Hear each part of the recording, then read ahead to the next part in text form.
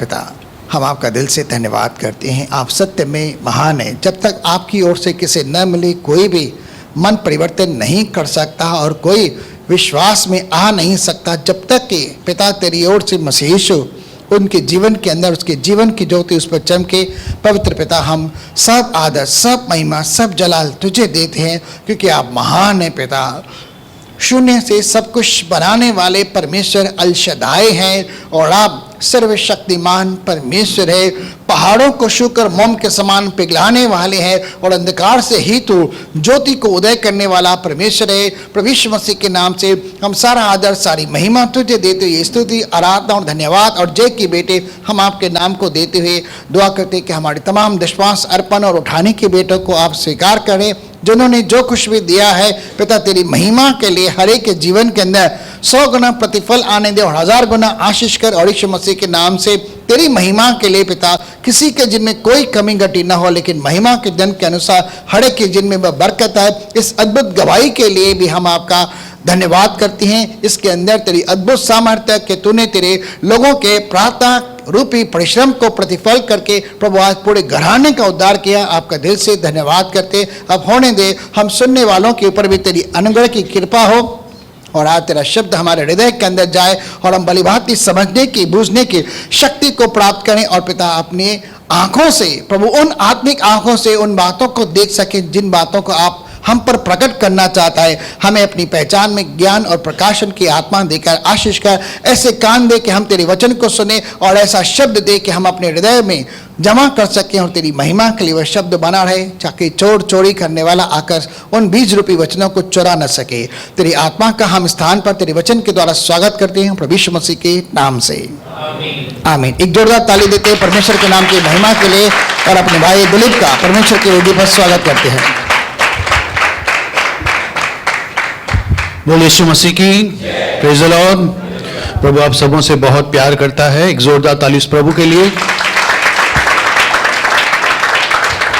हम सब के एरिया में ऐसे दादागिरी रहते हैं, तंग करने वाले गुंडे रहते हैं, जो हमें डराते रहते हैं, धमकाते रहते हैं, हमें लूटते रहते हैं और हम कुछ नहीं कर सकते। मन ही मन उनके साथ हम नफरत करते हैं, मन ही मन उनको कोसते रहते हैं। ऐसे बहुत सारे लोग हमारे आसपास हो सकते हैं जो पाप करते हैं, गंदा काम करते हैं, गलत चीज़ें करते हैं हमारे साथ या आसपास में, और हम उनके लिए सदैव नफरत रखते हैं, गुस्सा रखते हैं। और जब वो मर जाते हैं तो शायद एक शांति हमको मिलती है, एक तसल्ली मिलती है और अच्छा लगता है।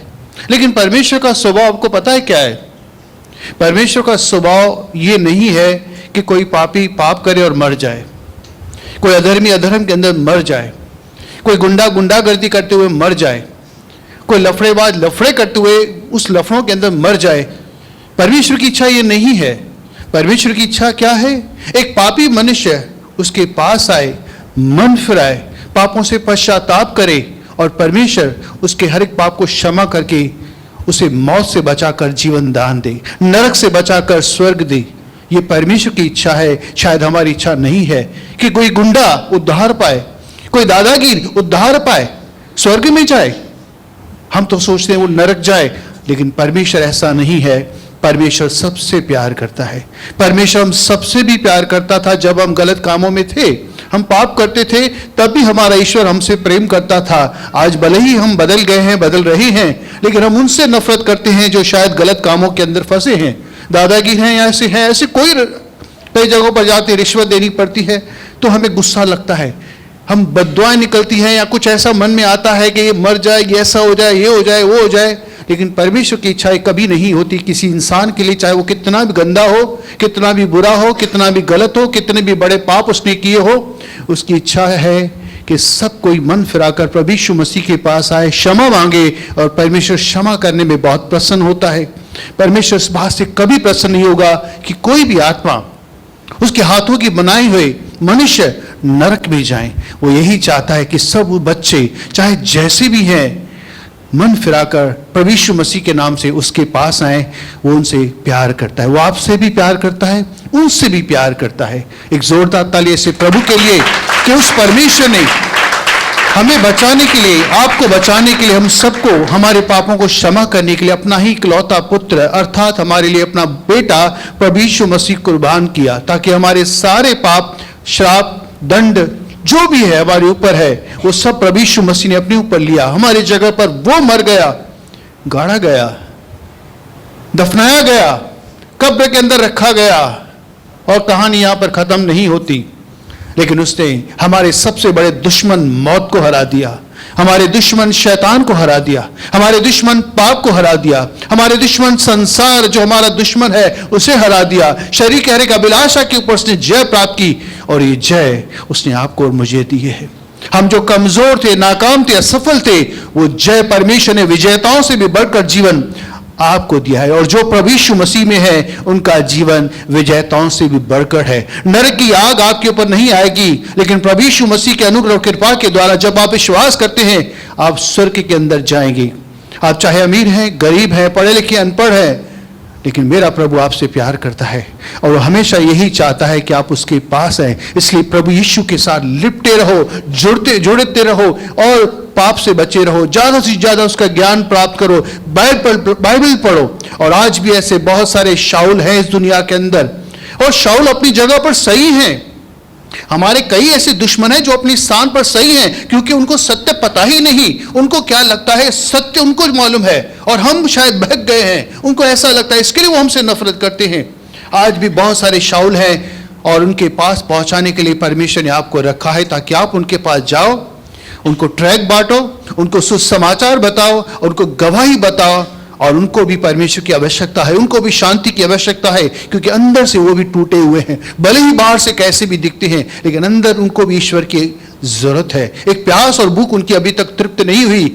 आप उनकी प्यास और भूख को तृप्त कर सकते हो। जाइए, ट्रैक्स लेकर जाइए, ऐसे लोगों से डरिए मत, प्रार्थना के साथ जाइए, प्रभु यीशु मसीह के नाम से जाइए। चाहे कोई गलत हो, कोई कुछ भी हो, आपका कोई बाल बाका नहीं कर पाएगा, लेकिन आप आत्माओं को जीतकर, परमेश्वर ने आपको मछलियों का नहीं लेकिन आत्माओं का मछुआरा बनाया है। जब आप जाल डालेंगे विश्वास के साथ, कई मछलियां आ जाएंगी, कई मछलियां उस खुदा के द्वारा आएगी, आपकी मेहनत के द्वारा नहीं। आप केवल प्रार्थना कीजिए, वचन बोलिए, वचन अपना काम करेगा, क्योंकि वचन प्रभावशाली है। वो काम करने वाला परमेश्वर है, वो काम करता है, उसका वचन काम करता है। और आपके मुख से निकला हुआ वचन उनके लिए एक तलवार होगा जो उनके हृदय को छेद देगा, और वो मन फिराकर यीशु के सामने घुटने टेकर उसे अपना प्रभु स्वीकार करेगा। ऐसे प्रभु के लिए क्यों ना एक जोरदार ताली हो जाए।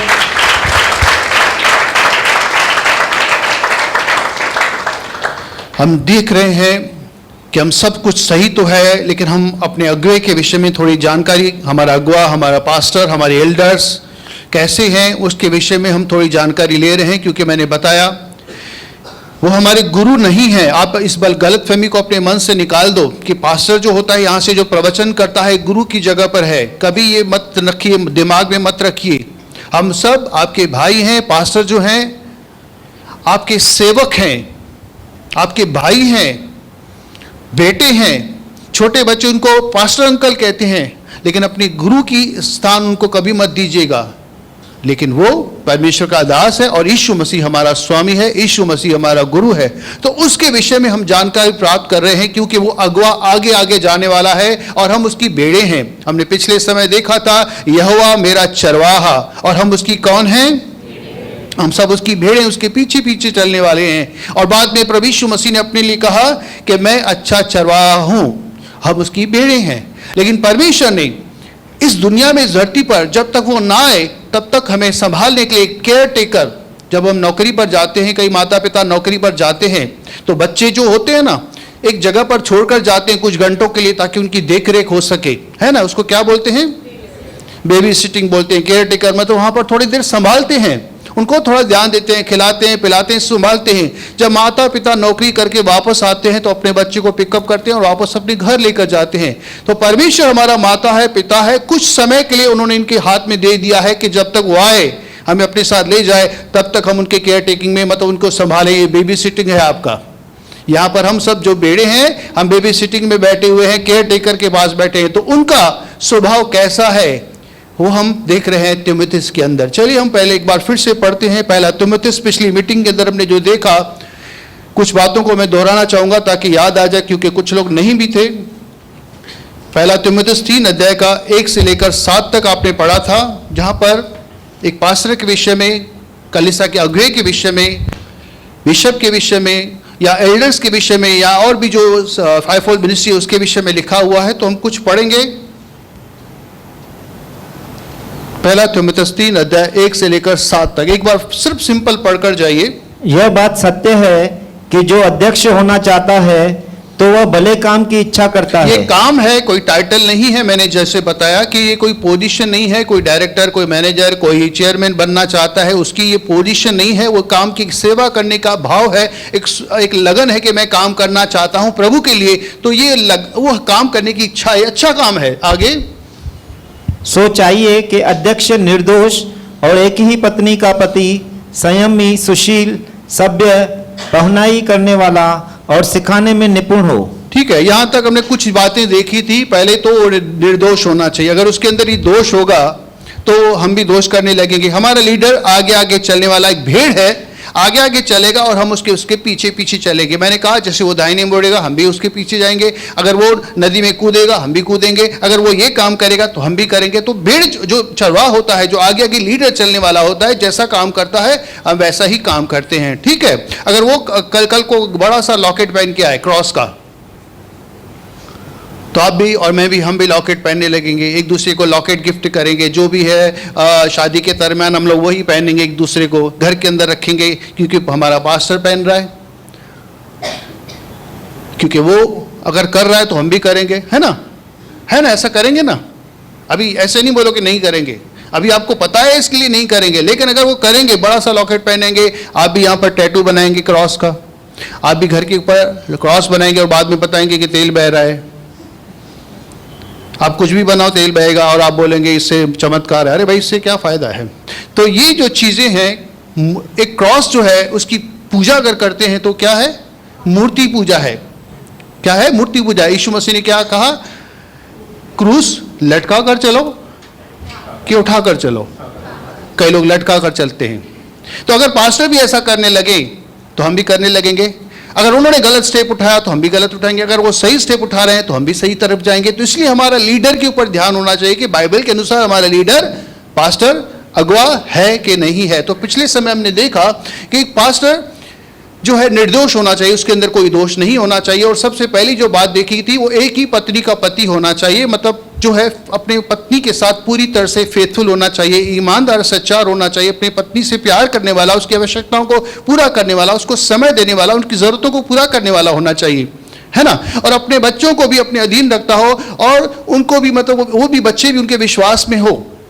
पिछले समय हमने देखा कि कई तरह के व्यभिचार होते हैं, कई तरह के गलत काम होते हैं। पास्टर को ऐसा नहीं होना चाहिए। एक ही नारी सदा ब्रह्मचारी, मतलब एक ही पत्नी, बाकी सब बहनें, माताएं, बच्चे, इसकी नज़र में ऐसा होना चाहिए, उनके अंदर ये दोष नहीं होना चाहिए। तो वहाँ पर हमने ख़त्म किया था, लेकिन फिर भी मैं पूछना चाहूँगा, उनकी पत्नी बैठी हैं, कि अब ये सब कुछ सही है? क्योंकि आपके घर के अंदर क्या होता है हमें नहीं पता।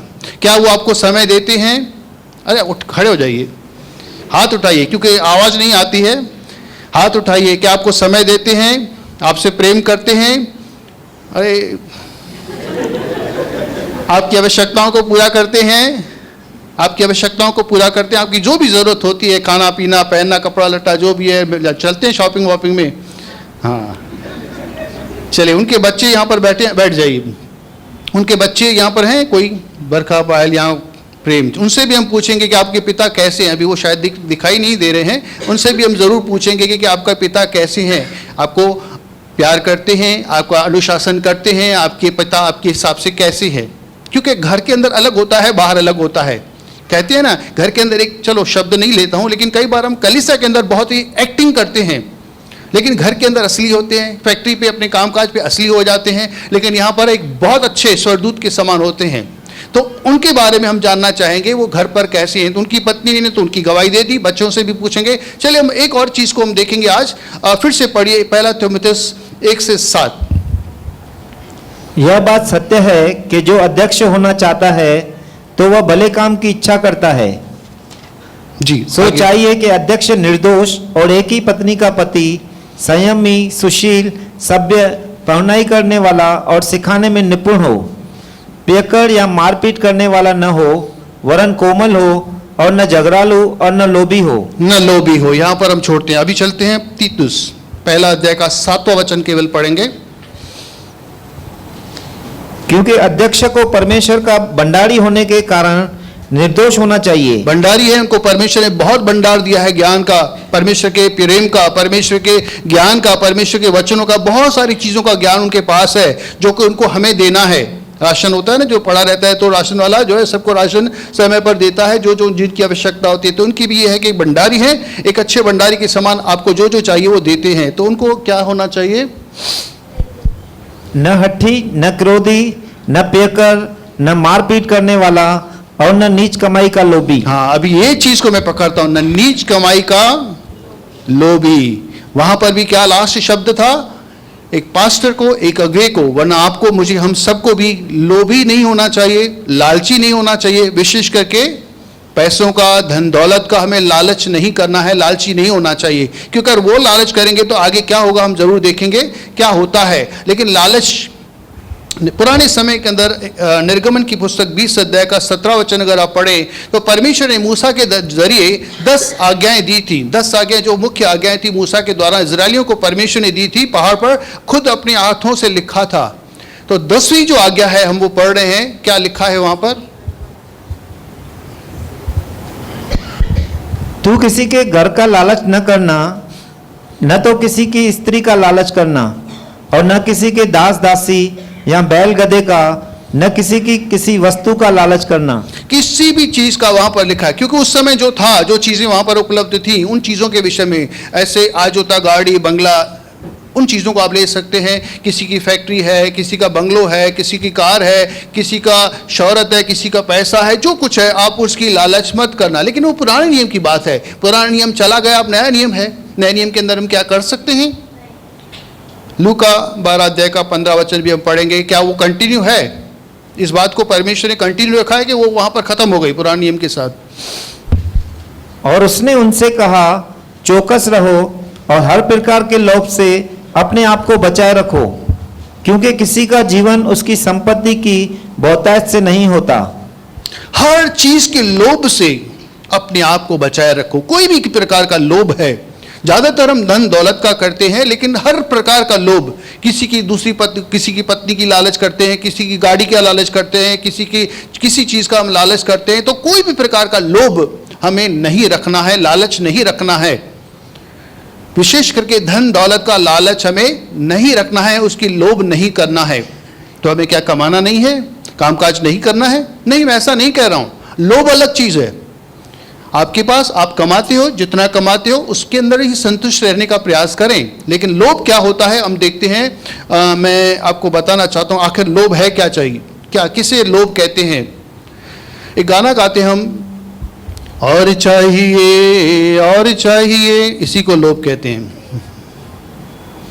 और चाहिए, मुझे पैसा और चाहिए, मुझे और चाहिए, और चाहिए, और चाहिए।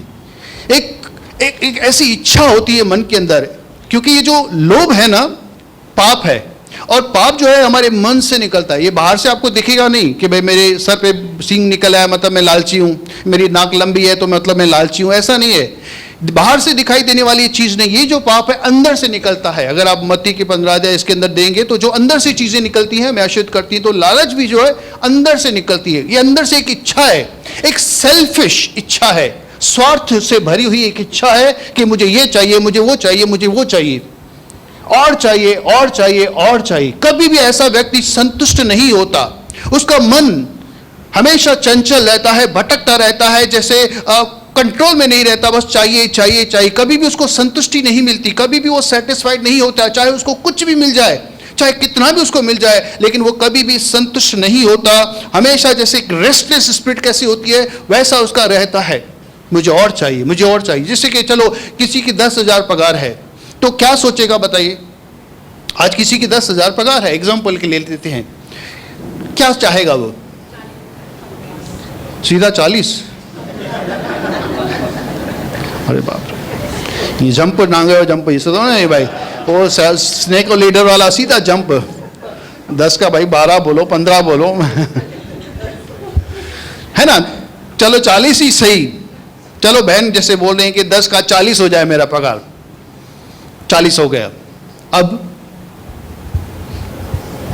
एक वचन पढ़ लीजिए, एक वचन पढ़ते हैं, सबोपदेशक 5 अध्याय का 10 वचन। वैसे ऐसा व्यक्ति कभी भी नहीं कहेगा हाँ बस ठीक है, अभी ठीक है, अब सब कुछ ठीक है, इनफ, अभी इनफ है, अभी नहीं चाहिए ज्यादा। लेकिन उसके मन के अंदर क्या होता है, यहां पर हम पढ़ेंगे।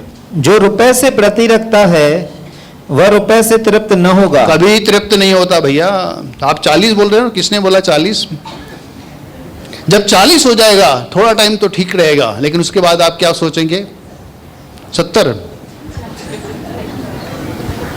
क्या बोलेंगे आप? सीधी 40 वाला क्या बोलेगा? मेरा 45 हो, 50 हो। लेकिन पहले क्या बोल रहा था कि मेरा 40 हो जाए तो मैं खुश हो जाऊंगा। लेकिन अभी 40 हो गया तो वो तृप्त नहीं हुआ, वो संतुष्ट नहीं हुआ, वो सेटिस्फाइड नहीं हुआ है। कोई भी व्यक्ति हो, हम सब हैं। मैं ये नहीं कहता कि मैं या आप, हम सब हैं। हम सब यही चाहते हैं कि मैं और चाहिए। भले मेरी सारी जरूरतें 30 में कम पूरी हो जाती हैं, 30,000 के अंदर मेरा घर पूरी तरह से अच्छे से चल रहा है, मैं 40 कमा रहा हूं, 10 तक बच भी रहे हैं, लेकिन फिर भी क्या मन में आएगा? 50 होना चाहिए, 50 होना चाहिए, 60 होना चाहिए। लेकिन जब 50 भी हो गया, 60 भी हो गया, फिर और चाहिए, और चाहिए, और चाहिए। हमारी ये भूख कभी नहीं मिटती, ये एक इच्छा जो है ना कभी नहीं मरती। हमारा मन इसके अंदर, जिसके अंदर लालच होती है, कभी हमेशा रेस्टलेस रहता है। कभी उसकी ये जो है तृप्ति नहीं होती, संतुष्टि नहीं होती, सेटिस्फाइड नहीं होता, उसे और चाहिए, और चाहिए, और चाहिए। तो ये एक इच्छा है, एक गलत, एक किस्म का पाप है ये, जो हमारे अंदर रहता है, उसको जो कभी नहीं तृप्त होता। अब ये कैसा आता है? ये लालच जो है पाप हमारे अंदर आता कैसे है? ये लालच का पाप हमारे अंदर आता कैसे है? आजकल तो इंस्टाग्राम देख के। भाई इंस्टाग्राम अभी आया है ना, और मेरे पास तो इंस्टाग्राम भी नहीं है, तो अभी मेरे अंदर भी लालच है, तो मैंने तो इंस्टाग्राम देखा ही नहीं। एक आपको मालूम है, एक एग्जाम्पल था, एक जमींदार ने कुछ मजदूरों को काम रखा, 10 बजे, सुबह 9 बजे, फिर देखा 11 बजे 2-4 खाली थे, उनको भी लेकर गया, फिर 2 बजे देखा खाली है, उनको लेकर गया, फिर 5 बजे देखा खाली है, उनको लेकर गया, उनको अपने काम पे रखा, ठीक है। और उसके बाद में सबको पगार देने की बारी आई, सबको 500-500 देना था। समझो एक एग्जाम्पल है, 500-500 देना। जो 5 बजे आए थे, जिन्होंने 1 घंटा काम किया था, उनको क्या मिला? 500 मिला। जो उन्होंने 2 घंटा काम किया था, उनको भी 5 मिला। तो सुबह में जो आए थे, 9 बजे से जो आए थे, उन्होंने क्या सोचा? हमें ज्यादा मिलेगा। अगर पहले उनको बुलाया जाता कि जो 9 बजे आए हैं पहले आप आओ, उनको 500 देते, वो क्या सोचते? चुपचाप 500 अपना लेकर चले जाते। हम कंपेयर करते हैं, हम भेंट करते हैं, एक दूसरे से देखते हैं सामने वाला कैसा है, सामने वाले को क्या है, सामने वाले को क्या मिल रहा है, सामने वाला कितना कमा रहा है। हम भेंट करते हैं, कंपेयर करते हैं। उस कंपेरिजन की वजह से हमारे अंदर लालच आता है कि अगर वो क्या कहते हैं, भाई सेवक की कमीज मेरी कमीज से सफेद कैसे है ना? एडवर्टाइज सुनी थी आपने? उसकी कमीज मेरे कमीज से सफेद कैसे, उसकी कमाई मेरे से ज्यादा कैसे, उसकी बीवी मेरे से सुंदर कैसे, उसकी मेरा बैरक है, उसका फ्लैट है, मेरा घर फ्लैट है, उसका बंगलो है। हमेशा हम कंपेयर करते रहते हैं, वेट करते रहते हैं, उसको ज्यादा है तो मेरे अंदर वो इच्छा पैदा होती है, वो चाहिए, मुझे भी चाहिए, जबकि मेरे पास सब कुछ है और मैं संतुष्ट था। जो लोग सुबह में काम कर रहे थे, अगर उनको पहले मिला होता तो 500 रुपये अपना लेकर चले जाते। अच्छे से उन्होंने काम किया, उनको जो कहा गया था तुम लोगों को 500 मिलेगा, 500 लेकर चले जाते, कुछ नहीं सोच रहे, खुश होकर अपने घर पर चले जाते। लेकिन अब क्या हो रहा है? उन्होंने देखा कि उन्होंने केवल 1 घंटा काम किया, उनको 500 मिला है, ये भी सोचने लगे, और जब नहीं मिला कुड़कुड़ाने लगे। वो अपने जो पैसा उनको बोला गया था उससे संतुष्टि नहीं मिली, सेटिस्फाइड नहीं हुए, जबकि उनको बोला गया था कि तुमको 500 रुपया मिलेगा। नहीं मिला, 500 मिला, मतलब जो बोला गया था, लेकिन वो सेटिस्फाइड नहीं है। हमारा जो मन होता है ना, कभी भी सेटिस्फाइड नहीं है। जो धन का लोभ है ना, ये लोभ एक पाप है जो कभी भी आपको संतुष्ट नहीं रखेगा, हमेशा और चाहिए, और चाहिए, और चाहिए। चलिए हम आगे चलते हैं। ऐसी तो कई चीजें हैं जिसकी हम लालच करते हैं। ये लालच क्या करती है? आपका रिश्ता परमेश्वर के साथ तोड़ देती है। ये लालच जो है एक पाप है जो आपका और मेरा रिश्ता परमेश्वर के साथ तोड़ देती है। पहला तिमुथी 6 अध्याय का 10 वचन पढ़िए।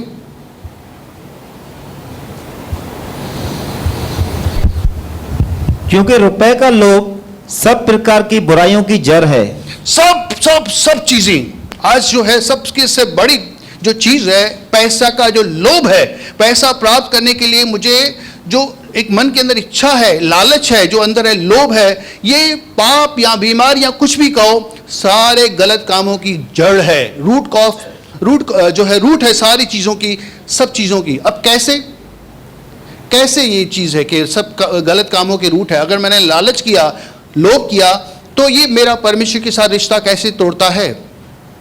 जब मेरे अंदर लालच आया, जब एक लालच का पाप आता है तो ग्रिप करता है, ओवरटेक करता है, उसे इंसान को पता ही नहीं चलता कि मैं कर क्या रहा हूं, क्योंकि उस पाप ने उसके ऊपर अपना कब्जा कर लिया है।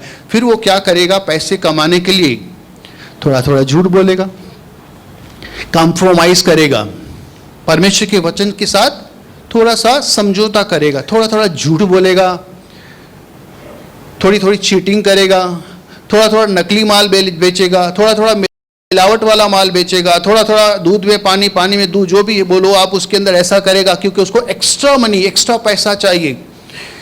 चीटिंग करेगा, धोखा देगा, और भी बहुत सारे गलत काम कहाँ से स्टार्ट होते हैं, क्यों स्टार्ट होते हैं? क्योंकि एक इंसान के अंदर लालच होती है कि मुझे इससे ज़्यादा मिले। 10% मैं कमा रहा हूँ लेकिन मुझे 20 मिलना चाहिए, तो मैं क्या करूँ? झूठ बोलूँ, चीटिंग करूँ, बेईमानी करूँ, मिलावट करूँ। और जो चोरी करने वाला है, चोरी करने वाला जो है क्या, किस चीज़ के लिए? पैसे के लिए चोरी करता है, और वो क्या करता है? मर्डर तक कर देता है। जितनी भी चीज़ें हैं, एक इंसान पैसा प्राप्त करने के लिए, लालच को, उस इच्छा को पूरा करने के लिए, उस पाप को पूरा करने के लिए, जब उस लालच का पाप उसके ऊपर सर चढ़ता है, ये गलत काम करने स्टार्ट करता है, कॉम्प्रोमाइज स्टार्ट करता है, और क्या होता है? एक पैसा जो है ना, उसका स्वामी बन जाता है। हम पैसे को स्वामी अगर बनाते हैं तो यीशु मसीह हमारा कौन है? स्वामी है। तो हम क्या करते हैं? उसके पीछे पीछे चलते हैं, उसकी आज्ञाओं का पालन करते हैं। अगर यीशु मसीह हमारा स्वामी है, हमारा गुरु है, हमारा प्रभु है, तो हम क्या करते हैं? जो वो कहता है हम करते हैं। लेकिन ये पैसा अगर मेरा स्वामी बन गया, जो मुझे पता भी नहीं चलेगा, मैं उसकी आज्ञा का पालन करूंगा। वो जो पैसा मुझे कहेगा ये कर, अगर तुझे मैं चाहिए, मतलब पैसा चाहिए, प्रभु चाहिए तो ये कर, लेकिन पैसा चाहिए तो ये कर, झूठ बोल, चीटिंग कर, रिश्वत ले, रिश्वत दे, ये काम उल्टा कर, ये काम ऐसा कर, चीटिंग कर, बेईमानी कर, चोरी कर, हत्या कर, ये कर, वो कर। हर एक गलत काम पैसे के लिए होता है। ज्यादातर गलत काम जो होते हैं पैसे के लिए होते हैं, और इंसान करता है इन पैसों के लिए। ये सारे गलत काम, जो रूट है ना, सारे गलत कामों का जो रूट है पैसों का लालच है, लोभ है, जो कि इंसान के अंदर या हमारे अंदर पाया जा सकता है, जो हमें या तो, एक वचन पढ़िए मत्ती 6 अध्याय का 24 वचन।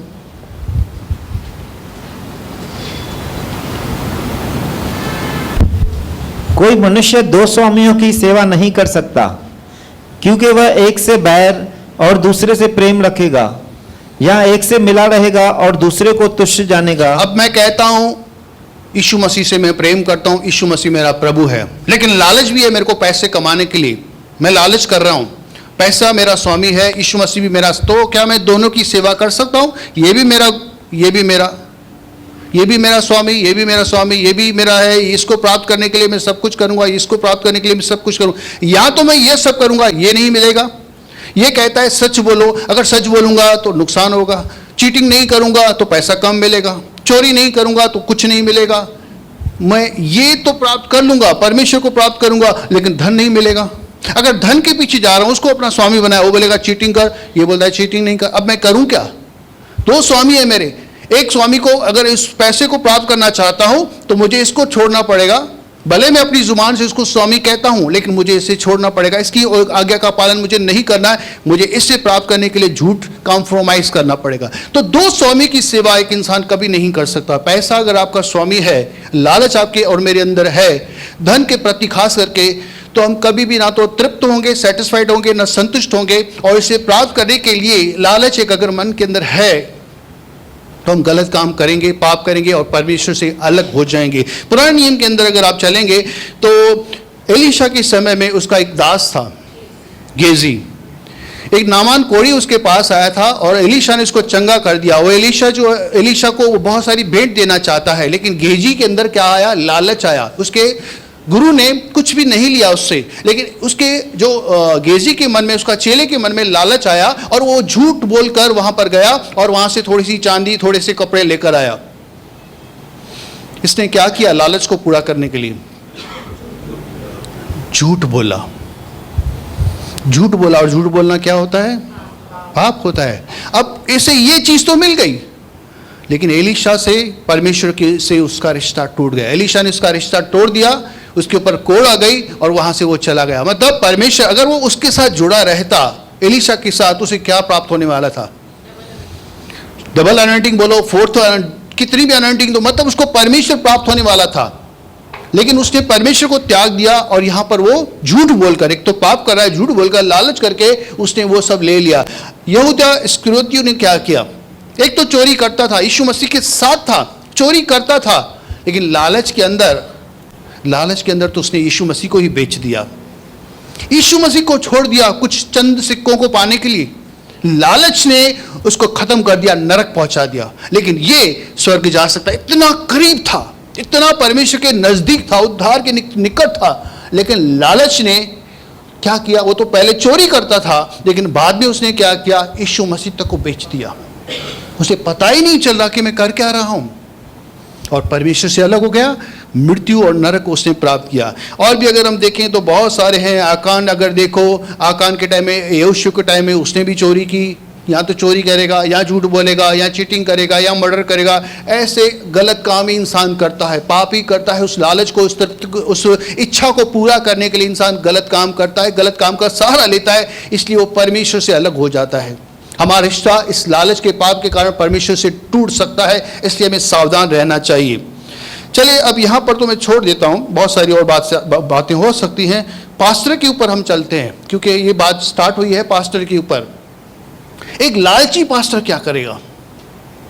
एग्जाम्पल लेते हैं। एक पास्टर अगर लालची हो, लोभी हो, तो वो क्या करेगा? पहला तिमुथी 6 अध्याय का 5 वचन।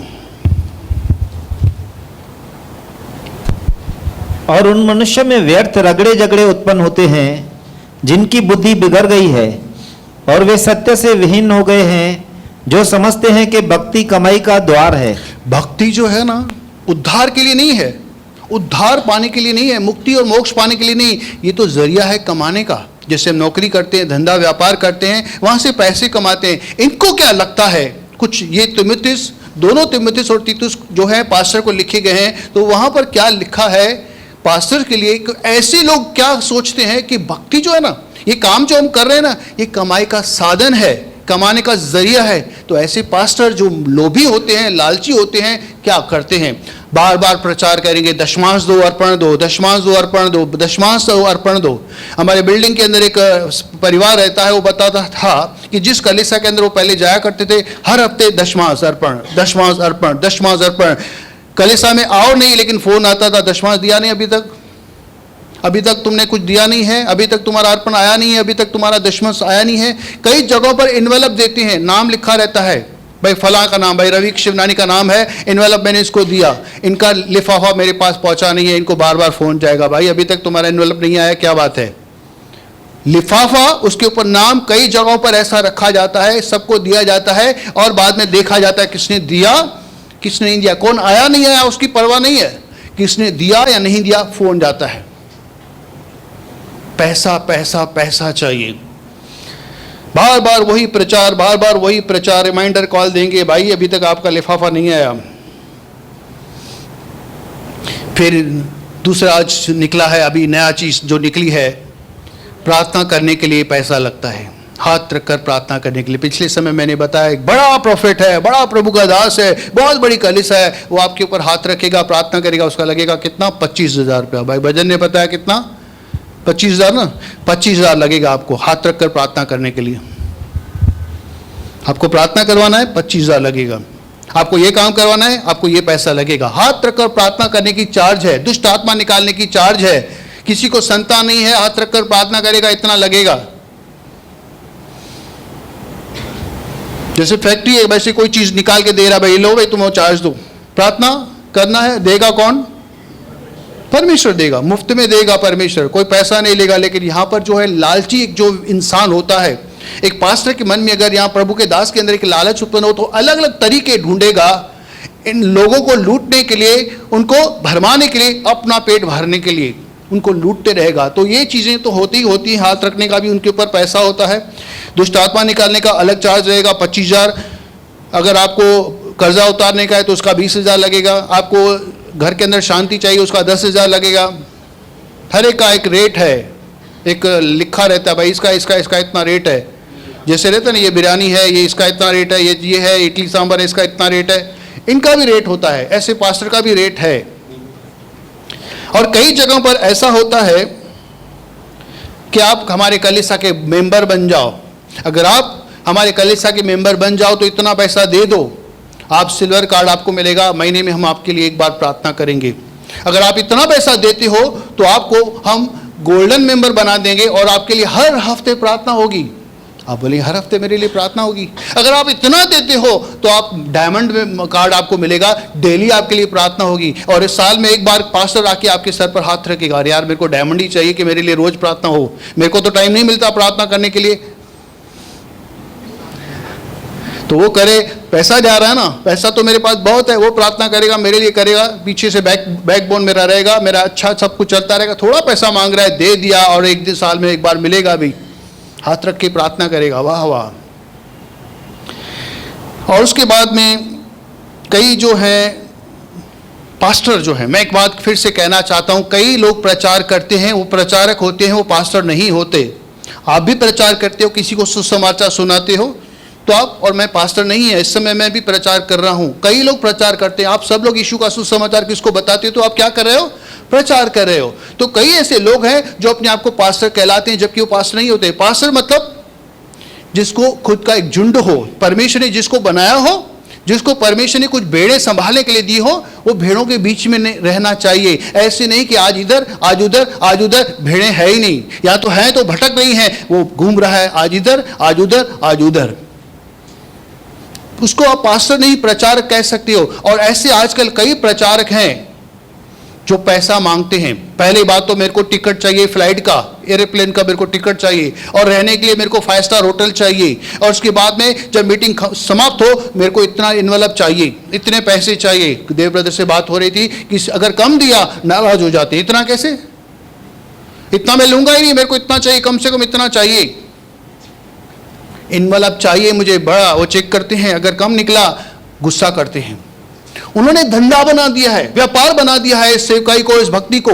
इस परमेश्वर ने जो उनको बहुत ही सुंदर अवसर दिया है परमेश्वर के लोगों के बीच में काम करने के लिए, एक गिफ्ट दी है, एक वरदान दिया है, लेकिन उस वरदान को, उस भक्ति को क्या करें, एक साधन बना दिया है कमाई करने का। और उसके बाद में कई लोग तो क्या करते हैं, कलीसिया के अंदर ये सब धंधा व्यापार करते हैं। पहले CD कैसेट्स हुआ करते थे, बेचते थे डबल रेट में, CD 25 में आई है, 50 में बेचनी है। बाइबल 300 का आया है, 500 का बेचना है। कई चीज़ें ऐसी चीज़ें आती थी और उसको थोड़ा ज़्यादा भरा कर डबल के रेट में बेचना है, और लोग लेंगे ही लेंगे। और कई लोग तेल बेचते हैं, पानी बेचते हैं, रुमाल बेचते हैं। ये परमेश्वर के दास का रुमाल है, पर्सनल रुमाल है, इसकी इतनी कीमत है, और लोग लेकर जाते हैं क्योंकि उनको मालूम है कि रुमाल के जरिए भी चमत्कार होते हैं। पानी मिलता है, वहाँ पर नाम लिखा रहता है, फोटो चारों तरफ उस पास्टर का रहता है, उस मिनिस्ट्री का नाम रहता है, ये पानी इतने का, ये तेल इतना। और तेल भी किस्म के होते हैं, आज तेल एक ही नहीं मिलता, मैंने देखा तेल भी किस्म के। ये जो तेल है दुष्ट आत्मा निकालने का है, ये तेल है घर के अंदर शांति, ये जो गुलाबी वाला है ये तेल जो है ना आपको बरकत देने वाला तेल है, ये तेल है, ये तेल है, ये तेल है, ये संतान, ये इसके लिए, सब तेल अलग अलग। इसकी कीमत इतनी, इसकी कीमत इतनी, इसकी कीमत, और लोग लिख के जाते हैं। शांति भी चाहिए, बरकत भी चाहिए,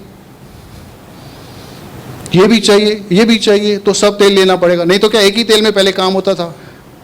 बीमार है तो भी लगाओ, घर के अंदर कुछ डिस्टर्बेंस है तो भी वही तेल लगाओ। अभी अलग अलग है, उन्होंने अपना अलग कर दिया है। रुमाल भी बेचते हैं, पानी भी बेचते हैं, नए नए तरीके ढूंढ रहे हैं पैसा कमाने के। एक तो पास्टर मैंने ऐसा था, एक टीचिंग का 500 रुपया, एक जन से नहीं, सबसे जितने लोग आएंगे, अभी यहाँ पर समझो 200 लोग बैठे और मैं टीचिंग दे रहा हूँ और मैं आपसे कहूँ कि आपको 500 रुपया देना पड़ेगा, टीचिंग का हर एक जन से 500 रुपये आपको देना पड़ेगा। जो यहाँ पर है उसको देना ही है, नहीं तो बाहर जाओ, नहीं तो आओ ही मत। 200 लोग बैठे हैं, 500 के हिसाब से कितना हो जाएगा भाई? हम समझते हैं आप भले बाहर से आते हो, आपको खर्चा दिया जाएगा, आपको खाना पीना रहने का बंदोबस्त किया जाएगा। ऐसे हम समझते हैं कि परमेश्वर के दास की जो जरूरतें हैं इसी के द्वारा पूरी होती हैं, ये बात समझती है। लेकिन 500 रुपया उसी उल्लासनगर में होता था, जब भी आता 500 रुपया आपको देना है। एक मीटिंग का चाहे वो 2-3 घंटे चले, आपको देना ही है। जितने लोग बैठे हैं, 100 लोग बैठे हैं, और 500 रुपये हर के हिसाब से 100 से कितना कमा कर जाता है। उन्होंने धंधा और व्यापार बना दिया है ऐसे लोगों ने। लेकिन परमेश्वर ने क्या किया?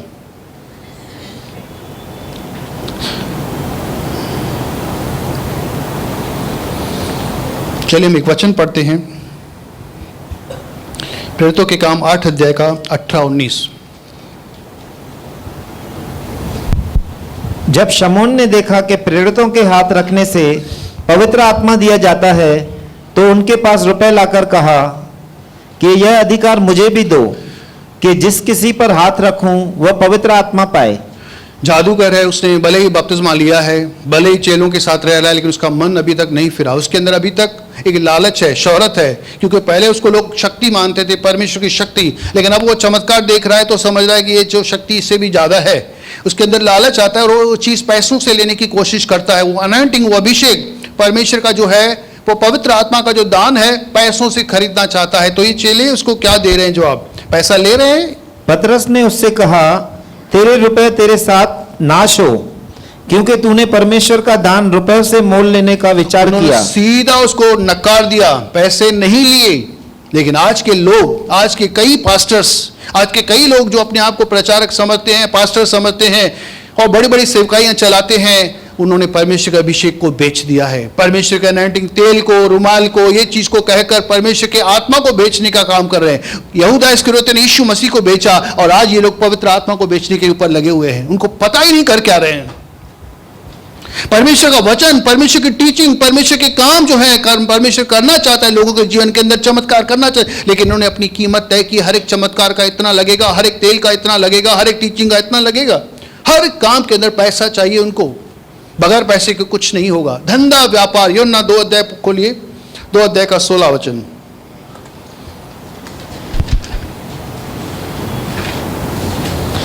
और कबूतर बेचने वालों से कहा, इन्हें यहां से ले जाओ, मेरे पिता के भवन को व्यापार का घर मत बनाओ।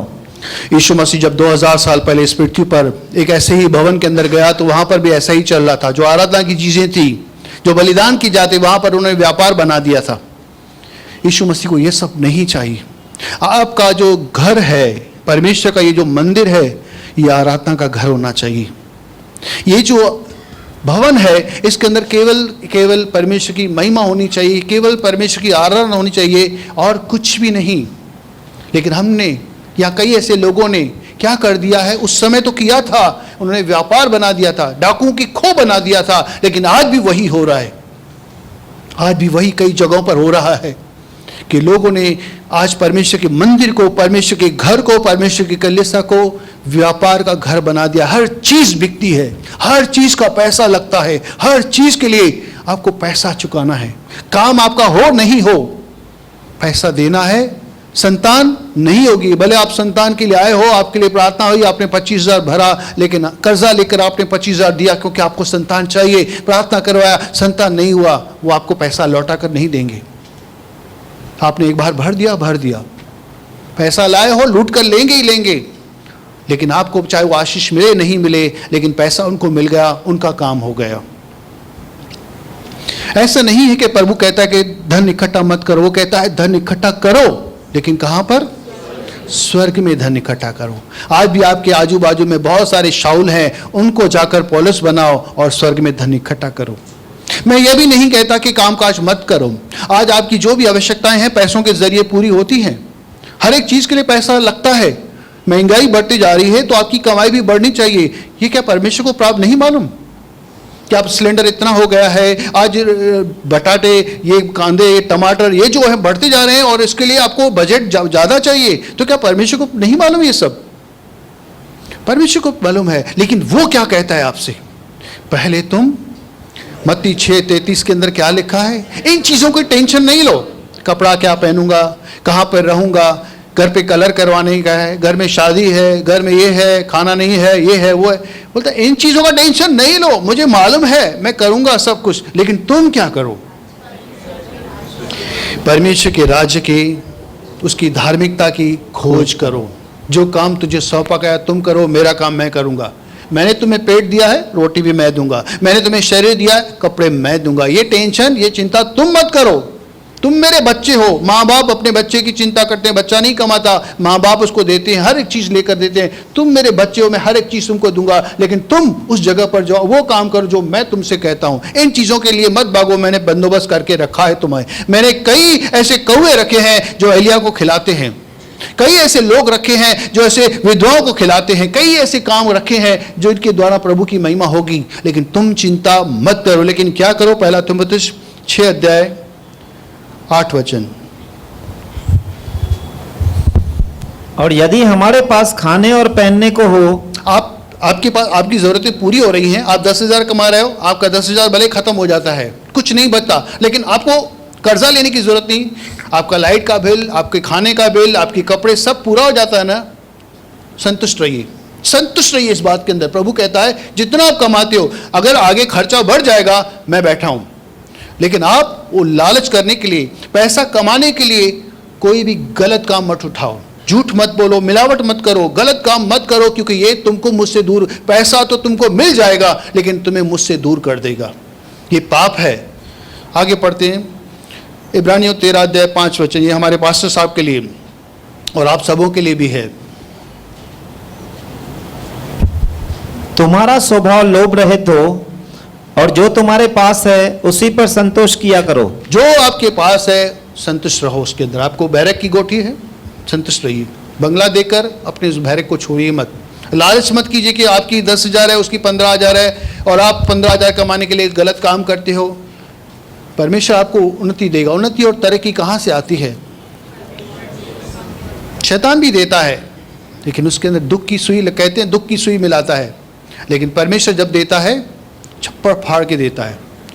लास्ट टाइम गवाही सुनी हमारी बहन की, 50% इंक्रीमेंट। किसी की 10 हो रही है, किसी की 20 हो रही है, लेकिन परमेश्वर के बच्चे सबसे ऊपर। ऐसे कई लोग हैं जिन्होंने गवाहियाँ दी हैं। परमेश्वर ऐसे उनको ऊंचा उठाता है जो परमेश्वर पर विश्वास करते हैं, उन पर भरोसा करते हैं कि तू मेरा प्रभु है, तू मुझे मिल गया तो सब कुछ मिल गया। एक लास्ट वचन पढ़ते हैं, ये पास्टर साहब के लिए, प्रेरितों के अंदर 3 अध्याय का 6वां वचन। एक व्यक्ति है, भिखारी है, लंगड़ा है, उसके पास यूहन्ना और पतरस आते हैं और वो उससे भीख मांग रहा है, कुछ दे दो, कुछ दे दो बाबा। मंदिर के बाहर बैठा हुआ है। तो ये लोग क्या कह रहे हैं? तब पतरस ने कहा, चांदी और सोना तो मेरे पास है नहीं। पास्टर साहब, जितने पास्टर बैठे हैं आने वाले फ्यूचर में, जितने भी क्या कर रहे हैं, ये 2 पास्टर क्या कह रहे हैं? चांदी सोना हमारे पास नहीं है। आज के सब पास्टर को पूछो, ये सब है, सोना भी है, चांदी भी है, बंगला भी है, गाड़ी भी है, कार भी है, बैंक बैलेंस भी है। लेकिन ये 2 दास क्या कह रहे हैं? चांदी हमारे पास, सोना नहीं है, हमारे पास क्या है? परंतु जो मेरे पास है वह तुझे देता हूं, यीशु मसीह नासरी के नाम से चल फिर। आपके पास प्रभु यीशु मसीह है। आपको सोना चाहिए, चांदी चाहिए कि प्रभु चाहिए? जिसके पास प्रभु है वो सोना उसके लिए मट्टी है। सोने की सड़कें हैं वहाँ पर, हर चीज़ बहुत आयत से वहाँ पर है परमेश्वर के पास। और अगर परमेश्वर आपके पास है तो किस चीज़ की आपको आवश्यकता? वो परमेश्वर आपकी हर एक आवश्यकता, वो मेरा चरवाहा है, मुझे कभी कमी घटी होने नहीं देगा, मेरे ऊपर कर्जे चढ़ने नहीं देगा, मुझे कभी मांगना नहीं पड़ेगा, मुझे कहीं शर्मिंदा होने नहीं पड़ेगा, मुझे कहीं पर कोई गलत, अगर मैं उस पर निर्भर हूँ, उस पर भरोसा करता हूँ और जो कुछ मेरे पास है अगर उस चीज़ से मैं संतुष्ट हूँ, तो परमेश्वर जो है बहुत टाइम से हर एक न केवल जरूरत पूरी करेगा, लेकिन मैं उस उद्धार को कभी नहीं खोऊंगा। तो अपने अंदर अगर आपके लालच है तो उस लालच को बाहर निकालिए। जो भी चीज़ है, प्रभु धन्यवाद, जो है साइकिल है, प्रभु धन्यवाद, प्रभु गाड़ी देगा। आप बोलेंगे प्रभु मुझे साइकिल क्या, मेरे को बाइक चाहिए, मुझे एक्टिवा चाहिए, क्या कंप्लेन करते रहेंगे, कुड़कुड़ाते रहेंगे तो साइकिल भी चली जाएगी। लेकिन जो है उसके लिए धन्यवाद। जो भी जैसी भी पत्नी है, प्रभु का धन्यवाद। अब तक आपकी पत्नी अच्छी थी लेकिन दूसरी की पत्नी को देखा वो ज़्यादा सुंदर है, आप इससे नफरत करने लगे। आपके पास साइकिल थी, आप अच्छी थी, सब कुछ काम हो रहा था, दूसरे की बाइक देखी और आपको अपनी साइकिल से नफरत हो गई। 10,000 कमा रहे थे, दूसरे की 15,000 आपने देखी और 10,000 से आप गिला चुका, ये भी चला जाएगा। प्रभु से जुड़े रहिए, परमेश्वर को पता है परमेश्वर आपकी आवश्यकताएं पूरी करेगा। ये सब कुछ परमेश्वर के हाथों में है। सब कुछ परमेश्वर ने आदम को बनाने से पहले सब कुछ बना दिया था और उसे सारी धरती आकाश सब उसके अधीन कर दिया था। सब तेरा है, ये मैंने तेरे लिए बनाया है। परमेश्वर सब कुछ आपको देगा, परमेश्वर पर निर्भर रहिए। और मैं एक कंफर्मेशन लूंगा, क्या यहाँ पर तेल बिकता है, पानी बिकता है, रुमाल बिकता है? पास्टर दुष्ट आत्मा निकालने के लिए कितना लेते हैं? घर पे विजिटिंग करने के लिए कितना लेते हैं? प्रचार करने के लिए कितना लेते हैं? कहीं पर भी अगर जाते हैं कुछ चार्जेस करते हैं? क्या यहाँ पर हम बाइबल डबल रेट में बेचते हैं? तो यहाँ पर जो है कंफर्मेशन है कि पास्टर जो है, पास्टर लोभी हैं या नहीं है? आप क्या बोलते हो? आपने यहाँ पर क्या देखा है? पत्नी ने कहा वो एक विश्वास योग्य पति है, बच्चे भी आएंगे तो भी उनसे पूछेंगे, लेकिन ये लालच और लोभ, गलत काम के जो पैसे हैं, ये आपके पास्टर के अंदर, कलीसिया के अगुओं के अंदर है या नहीं है? आप क्या देते हो? नहीं है तो हालेलुया बोलिए, हालेलुया। प्रभु आपको बहुत आशीष करेगा।